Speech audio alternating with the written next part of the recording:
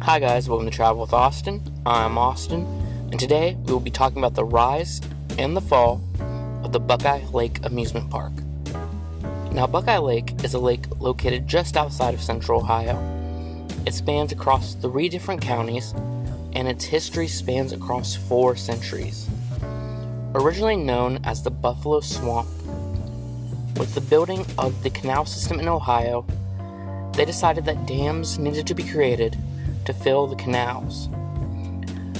Buckeye Lake, then known as Buffalo Swamp or the Great Swamp, was one of these areas that was dammed up. This led to the creation of the lake we know today. Eventually, the canal system gave way to trains and the interurban, an electric train that ran up to 70 miles per hour and was cheap to ride. Now, the speed and cheapness of the interurban led many people to take day trips out to Buckeye Lake. Realizing that this was a great opportunity for profits, the owners of the lake built the first amusement park. Now, this amusement park was a bit more simple, with a merry-go-round, a dance hall, and a pool.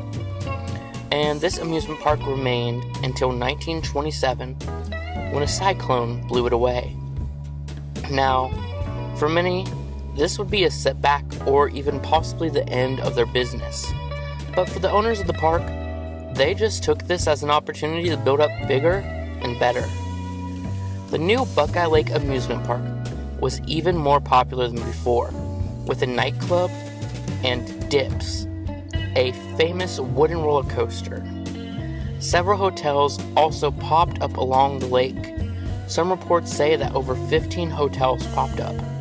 And in addition to this, there were tents and cottages for rent. Local businesses would rent out the park for company picnics, and many groups also held events there. Sadly, not all of these groups were good company. Domestic terrorist group KKK held events at the amusement park, bringing thousands upon thousands of them to the park. The fall of the park is said to be one that was very slow and very long. With the closing of the interurban rail, less people came to visit the park. Also, with the Great Depression, many people just couldn't afford to visit the park.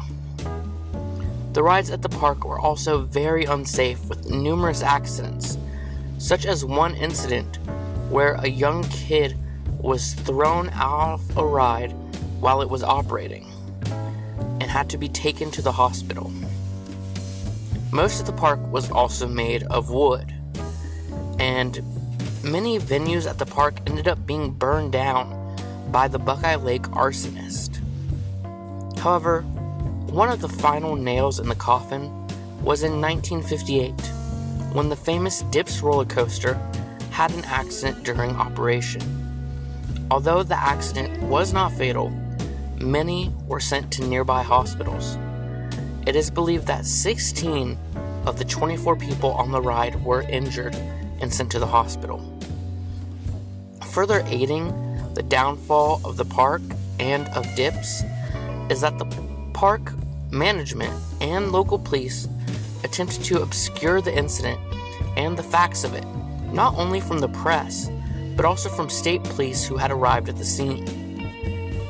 Dips would never reopen and sat abandoned until November of 1966, when a large windstorm would cause the structure to shift and break, falling into Buckeye Lake. Although the park would not officially close until 1970, the slow fall of the park was evident to those living around it. Maintenance was delayed, upkeep went downhill, and all those who lived around it could really tell this was happening. Some residents even reported that the park, or Buckeye Lake, was in the news almost every day for something terrible happening at it. Now, the park remains just a memory, largely forgotten by those of us who were not old enough to have attended the park.